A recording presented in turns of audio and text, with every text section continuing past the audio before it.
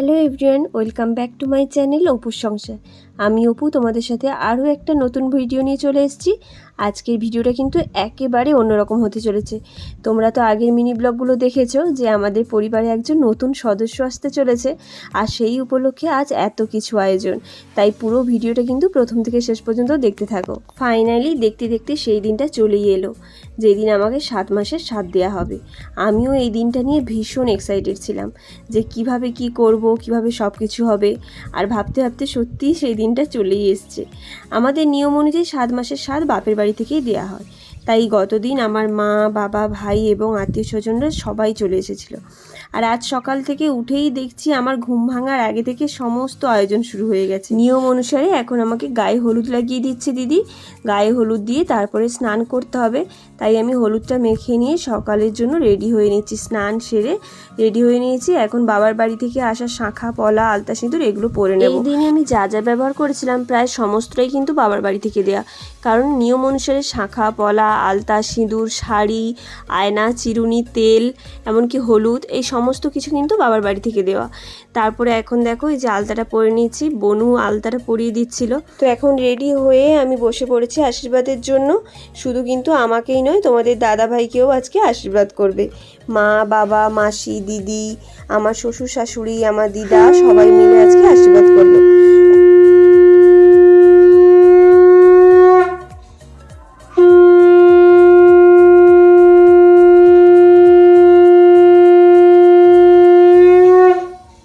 তো এখন দেখো আমার স্বাদ উপলক্ষে আমার বাবা মা মিলে আমাকে এই যে সোনার চোকারটা এটা গিফট করেছে। তোমরা কিন্তু অবশ্যই কমেন্টে জানিও কেমন লাগছে। আমার তো সত্যি ভীষণ পছন্দ হয়েছে। আমাকে পরে কেমন লাগছে সেটাও কিন্তু তোমরা কমেন্ট করে বলো।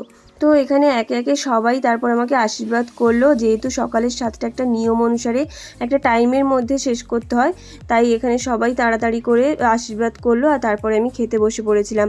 আর আজকে সকালের মেনুতে কী কী ছিল সেগুলো তোমাদেরকে আমি বলে দিচ্ছি, কারণ এই ভিডিওটা নেওয়া হয়নি খাওয়ারের টাইমে। যেহেতু ভিডিও বা ছবি তুলতে না বলেছিল, তাই জন্য সকালবেলার খাবারের ভিডিওটা নেওয়া হয়নি। এখানে ছিল 7 রকমের ফল, 7 রকমের মিষ্টি, আর তার সাথে ছিল মিষ্টি দই, সিমুই, চিড়ে ভাজা, আর ছিল ভাজা পিঠে, আর ছিল লুচি, ঘুগনি, সুজি, এইসব। সকালের এই সমস্ত নিয়মকানুন খাওয়া দাওয়া সারতে সারতে বেজে গিয়েছিল প্রায় ওই 10:30 মতো। এখন চলে এসছে ফটোগ্রাফার দাদারা, আর এখানে আমাকে সাজানোর জন্য মেকআপ আর্টিস্ট দিদিটাও চলে এসছে। তো এখন আমি দুপুরের জন্য রেডি হয়ে নেব, কারণ দুপুরে গেস্ট আসার টাইম ওই 12টা মতো। তার জন্য আমাকে 11:30টার মধ্যে রেডি হয়ে যেতে হবে। আর তাই দিদিরা তাড়াতাড়ি করছিল। এখানে দেখো অলরেডি আমার শাড়ি পিন আপ করে ফেলেছে, আর দিদিরা ওয়েট করছিল আমি কখন আসবো আর কখন রেডি হতে বসবো। আমি বলেছিলাম খুবই হালকা মেকআপ করার জন্য, যার জন্য অনেক তাড়াতাড়ি হয়ে গেছিলো। লাইট ওয়েটের মেকআপ চেয়েছিলাম কারণ ভীষণ গরম, আর দুপুরবেলা যেহেতু অনুষ্ঠান তার জন্য খুবই লাইট ওয়েটের মেকআপ চেয়েছিলাম। আর এখানে দেখো হেয়ারটাও করে নিয়েছে। আর আমাকে রেডি হওয়ার পর কেমন লাগছিল তোমরা কিন্তু অবশ্যই কমেন্টে জানিও।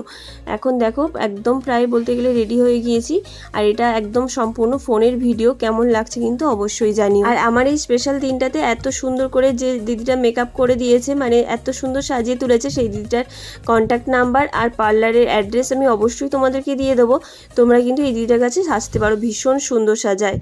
এখন দেখো আমি রেডি হয়ে গেছি, আর এখানে বোনরা সবাই মিলে আমার খাবারের জায়গাটা সুন্দর করে সাজাচ্ছে। চলো আমার সাথে মেনুতে দুপুরবেলা আমার জন্য কী কী রান্না হয়েছিল সেগুলো তোমাদের সাথে শেয়ার করি। ছিল 7 রকমের ভাজা, শাক ভাজা, মাছ ভাজা, পটল ভাজা, কাঁকরোল ভাজা, কুমড়ো ভাজা, বেগুন ভাজা, ঢেঁড়স ভাজা, আর ছিল ডাল, ঝিঙে পোস্ত, চিংড়ির মালাইকারি, কাতলা কালিয়া, চাটনি, পাঁপড়, পায়েস, দই, 7 রকমের মিষ্টি, এই সবই। তো এখন আমি খাওয়া দাওয়া শুরু করে দিয়েছি। প্রথমে কিন্তু আমার 2 ননদ মিলে আমাকে একটুখানি খাইয়ে দিয়েছিল, তারপরেই আমি খেয়েছিলাম। আর খেতে বসার পরে এত গেস্ট আত্মীয় স্বজন চলে এসেছিলো যে তাদের সাথে কথা বলতে বলতে অনেকটাই লেট হয়ে গেছিলো খেতে খেতে।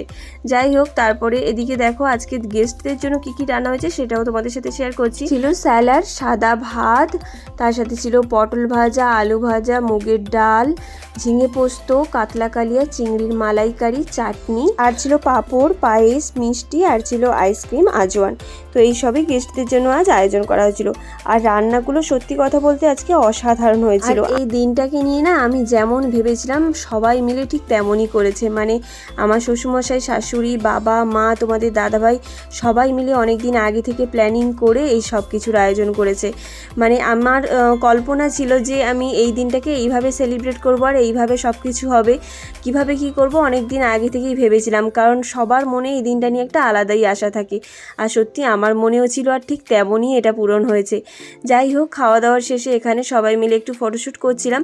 আমি আর তোমাদের দাদাভাই মিলে কিছু কাপল শ্যুটও করেছি, সেগুলো ভিডিও শেষে অবশ্যই তোমাদের সাথে শেয়ার করে দেবো। তোমরাও কিন্তু কমেন্টে জানিও আমাদেরকে একসাথে কেমন লাগছিল। আর যে আসতে চলেছে তার জন্য অনেক আশীর্বাদ করো, সে যেন আমাদের কোল আলো করে সুস্থ সবলভাবে এই পৃথিবীর আলো দেখতে পায়। আর সবশেষে এখানে বোন দুজন মিলে আমার চুলটা খুলে দিচ্ছিল, কারণ আমি একা একা কিছুতেই চুলটা খুলে উঠতে পারছিলাম না। তো আজকের ভিডিওটা এই পর্যন্ত। কেমন লাগলো অবশ্যই জানিও, ভালো লাগলে চ্যানেলটা সাবস্ক্রাইব করে দিও। আর হ্যাঁ, ভিডিওতে কিন্তু লাইক কমেন্ট করতে একেবারেই ভুলো না। আজকের মতো টাটা, দেখা হচ্ছে নতুন একটা ব্লগে।